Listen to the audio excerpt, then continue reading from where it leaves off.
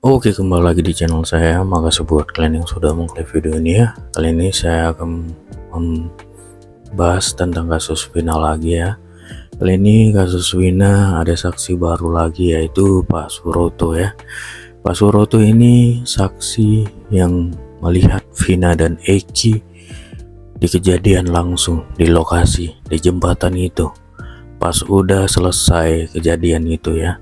Jadi Pak Suroto ini membentulkan celana Vina, menaikkannya sedikit.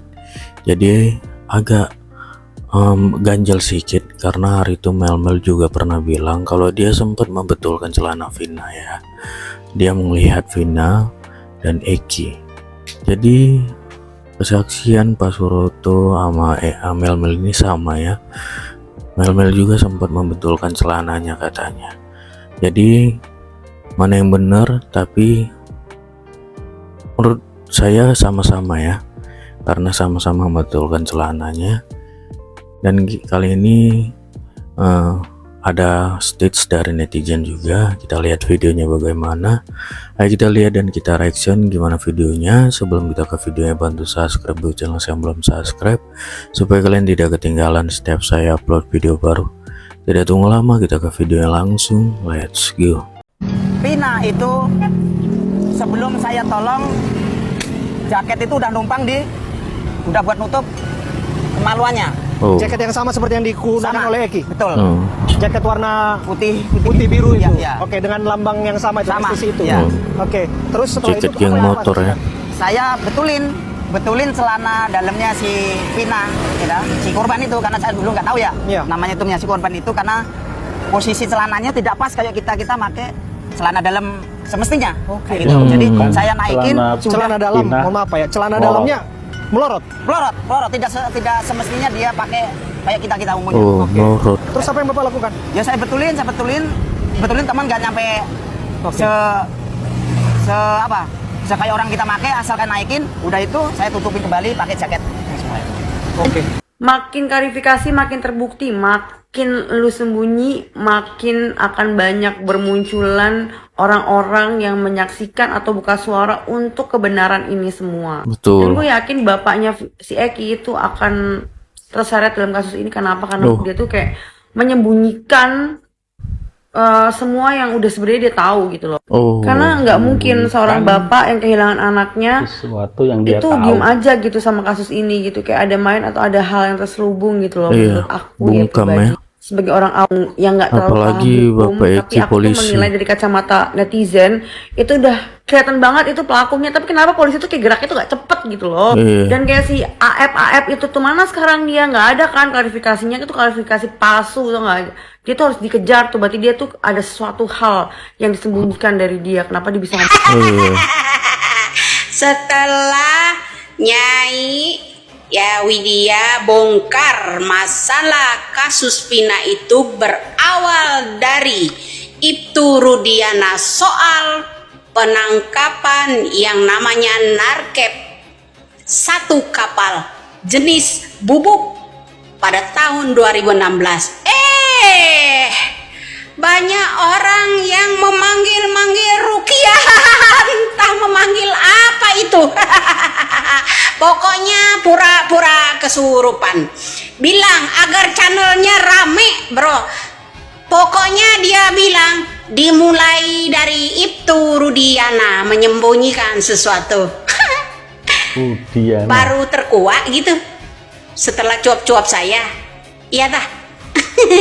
Besok siapa lagi yang akan memanggil jin kori lah, yang ada kesurupan lah. Bilang kalau Ibtu Rudiana itu memang ada terlibat kasus masalah penangkapan awak kapal yang isi sibu-sibu pada 2016 lalu. Saya udah bilang, panggil tuh Kapolres pada tahun 2016 lalu. Panggil semua pejabat-pejabat, bupati, wali bupati, wakilnya, dan sebagainya pada tahun 2016 lalu. Emang mereka nggak terlibat di dalam penjualan tersebut? Disembunyikan kemana satu kapal itu? Makanya Gok menyogok dari bandar itu ya kepada polisi-polisi itu. Akhirnya anak jadi korban. Paham? Sampai di situ? Paham Bu, paham. Banyak orang yang make di kalangan polisi, oknum-oknum polisi itu banyak juga yang nggak jujur. Di kalangan Satu jenderal yang jujur polisi. pasti jadi musuh mereka. Paham di situ? Paham Bu. Besok siapa lagi yang akan kesurupan? Pura-pura mediasi melalui ruh. Bilang kalau itu Rudiana menyembunyikan sesuatu. Saya kan udah bilang, Bapak itu nggak cukup anak saja jadi korban sebagai tumbalnya. Pak, tolonglah. Meskipun Bapak itu besok di penjara, bersuaralah Pak. Lebih baik jujur. Bersuaralah. Saya nggak bisa dibohongi begitu aja. Bersuaralah demi negara ini. Jangan melindungi jenderal. Kan saya sudah bilang, karena cuap-cuap saya berawalan dari penangkapan yang namanya awak kapal penuh dengan bubuk, maka anak seorang itulah yang menjadi korban. Anak itu Sasaran korban mereka, sasaran seorang jenderal juga, sasaran seorang bandar, agar itu mengamankan yang namanya bubuk tersebut. Marilah Pak, jujur saja berkata, karena saya tidak mau banyak orang yang berbohong di negara ini. Panggil itu jin inilah, panggil jin itulah untuk menguak tabir ini. Saya udah bilang, saya sangat paham kasus 2016 lalu. Ya, saya kalau udah menutup yang namanya kasus itu murni katanya kecelakaan, sudah ditutup oleh orang tua Eki sendiri. Anaknya jadi korban, kemudian istri keduanya cuap-cuap bilang anak itu ada dua sisi, kadang baik, kadang banyak bandelnya. Masuk akal enggak? Semua ada yang disembunyikan dari itu sendiri. Salam waras, salam NKRI. Buka semua Pak, supaya enggak banyak lagi orang membuat konten pura-pura kesurupan, pura-pura panggil rukiah, pura-pura panggil jin, apalagi Indonesia kok bisa dibodohi sama seorang itu. Assalamualaikum guys, ini ada lewat Piti di beranda.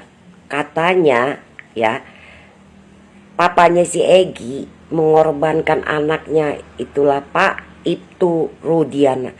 Kalau memang ini benar Pak, ya, kalau memang benar ini berita, luar biasa Pak Rudiana ini bangsat alias iblis, ya kan? Binatang aja sayang sama anak gara-gara jabatan dunia. Tidak ada kata lain, benar-benar ini bapak yang benar-benar biadab. Pantes waktu dia ada host dari TV One datang mewawancaranya ke kantornya belum siap mental, terus datang lagi dia ke rumah, ada bunda lihat di PT-nya ada seorang ibu-ibu dari siapa, dari host dari TV One, mereka nggak mau terima. Wow, keren ini, benar-benar binatang aja harimau sayang sama anaknya. Jadi di video yang saya stitch ini ya, masih kasus Pina Cirebon. Di video ini ada namanya Bapak Budi. Dia mantan narapidana atau warga binaan di salah satu lapas di Cirebon.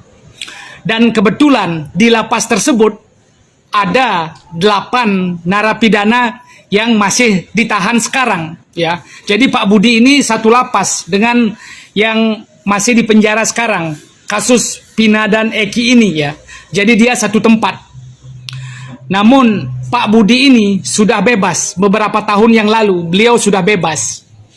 Nah, beliau bercerita bahwa beliau sempat atau pernah bertemu dengan para tahanan ini waktu di lapas, dan para tahanan ini curhat kepada beliau, ke-8 ini curhat kepada beliau bahwa mereka tidak melakukan perbuatan tersebut. Mereka tidak membunuh dan memperkosa Pina. Ya, mereka tidak membunuh Pina dan Eki. Dari curhatan para tahanan itu, ke-8 orang itu kepada Bapak Budi ini. Ya. Nah, dari situ dalam pandangan saya, bisa salah bisa benar, dapat saya simpulkan bahwa disitulah ada letak kejujuran. Ya, ada letak kejujuran, ada komunikasi antar hati ke hati antara para tahanan tersebut curhat dengan sesama tahanan Bapak Budi ini. Ya, jadi bagi saya tahanan itu jujur pengakuan mereka. Jadi begini, pertama, ke-8 tahanan itu ketika ditangkap oleh polisi, mereka tidak mengakui karena mereka merasa benar. Mereka tahu bahwa mereka waktu kejadian ada di rumah Pak RT, jadi mereka tidak mengakui itu. Akhirnya dibawa ke kantor polisi oleh oknum. Kemudian pengakuan mereka dihajar sampai bonyok, fotonya yang beredar itu, dan akhirnya mereka mengakui. Nah, ketika ditanya kenapa mengakui sesuai pernyataan Pak Budi dan Saka Taltal, karena mereka sudah lelah gitu loh, karena sudah dihajar habis-habisan. Karena sudah disetrum, pada akhirnya mereka lelah, pada titik nadir sudah nggak kuat lagi. Akhirnya mereka mengaku bahwa mereka yang melakukan. Mungkin mereka beranggapan kalau mereka mengaku selesai dihajar, kemudian akan dikeluarkan gitu. Gitu mungkin pemikiran mereka ya, pemikiran anak-anak itu. Namun setelah demikian ternyata masih berlanjut sampai ke persidangan dan sampai sekarang. Nah, karena dihajar tersebut, akhirnya mereka mengaku, gitu loh. Itu yang membuat mereka mengaku. Nah, kemudian lanjut ke sidang. Nah, di sidang pun mungkin tentu mereka mau membela diri bahwa mereka tidak melakukan. Namun apa daya, mereka sudah tanda tangan surat bahwa merekalah pelakunya. Ya, nanti hakim akan bilang kamu sudah tanda tangan surat, kamu sudah mengakui di BAP bahwa kalian mengakui. Jadi mereka tidak bisa membela diri. Akhirnya mereka menerima bahwa merekalah pelakunya. Itu 2. Nah, setelah itu singkat cerita, setelah melewati semua fase itu, setelah melewati pengadilan dan mereka dihukum seumur hidup, ketemulah mereka dengan Pak Budi ini. Nah, ketika bertemu Pak Budi ini, Pak Budi bertanya, kenapa kalian ditahan? Mereka menjawab, bukan kami pelakunya. Kami tidak melakukan seperti yang dituduhkan. Jadi mereka curhat ke Pak Budi, mereka bilang bukan mereka pelakunya, mereka tidak melakukan. Jadi di sini bagi saya ada kejujuran, karena ketika mereka curhat dengan Pak Budi, mereka konsisten bahwa mereka tidak melakukan, tetap konsisten, bukan kami pelakunya. Bukan kami pelakunya. Mereka tahu curhat dengan Pak Budi pun dengan narapidana yang lain tidak akan menghasilkan apa-apa lagi. Mereka sudah diketok palu seumur hidup. Tapi di dalam penjara mereka tetap curhat kepada sesama tahanan, ngotot, konsisten bahwa mereka bukan pelakunya. Jadi bisa saya bilang di situ dalam pandangan saya pribadi, nampaknya memang bukan mereka pelakunya. Dan akhirnya Pak Budi ini bebas. Dia menceritakan bagaimana pengakuan para pidana tersebut kepada netizen. Ya, di video yang saya stitch ini. Jadi itu yang memungkinkan kenapa waktu rekonstruksi 2018 lalu mereka tidak melakukan apa-apa. Bukan karena mereka nggak mau, tapi mereka nggak tahu mau melakukan apa, kan gitu. Waktu gelar rekonstruksi tahun 2016. Ya, jadi bagi saya ada kejujuran di sana. Itu aja, terima kasih. Oh, itu deh ya, state dari netizen dan keterangan dari Pak Suroto ya. Jadi gitulah ya, makin muncul satu-satu saksi kunci lah menurut saya ini juga, karena memang betul ada tindak pelecehan ya, karena celana Vina agak turun ya kan. Jadi selama ini agak simpang siur pelecehan itu terjadi atau tidak, tapi rasa saya terjadi karena celana Vina turun, ya kan. Oke, semoga cepat terungkap, makin nambah saksi, makin terang ini kasus cepat selesai, ya kan. Oke, itu sekian video dari saya. Bye.